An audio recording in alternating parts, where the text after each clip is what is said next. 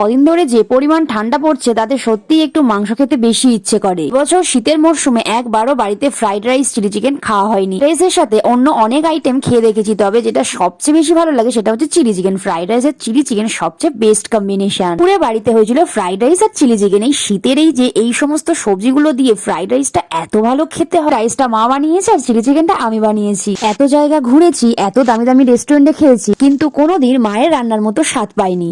ঘি দিয়ে কাজু বাদাম কিশমিশ আর সবজিগুলো দিয়ে এত ভালো করে ভাতটা বানায়, গোলমরিচের গুঁড়োর একটা কি সুন্দর গন্ধ, মিষ্টি মিশিয়ে রাইসটা এত ভালো বানায়। আমিও অনেকবার রান্না করেছি, কিন্তু কোনোদিন মায়ের মতো হয়নি। ভালো রান্না করে মা, এই স্বাদ যেন পৃথিবীর আর কোথাও মেলে না। আপাতত এখন এত গন্ধ বেরোচ্ছে, মানে খিদে দ্বিগুণ বেড়ে গেছে, তাই ঝটপট বসে পড়েছি প্লেটটা হাতে নিয়ে। রাইস আর চিলি চিকেনটা দারুণ হয়েছিল, মানে দুর্দান্ত খেতে হয়েছিল। আমি তো ফ্রাইড রাইস অনেকটাই খেয়ে ফেলেছি। তোমরা ফ্রাইড রাইসের সাথে চিকেন কষা না চিলি চিকেন খেতে ভালোবাসো? অবশ্যই কমেন্টে জানিও। টাটা।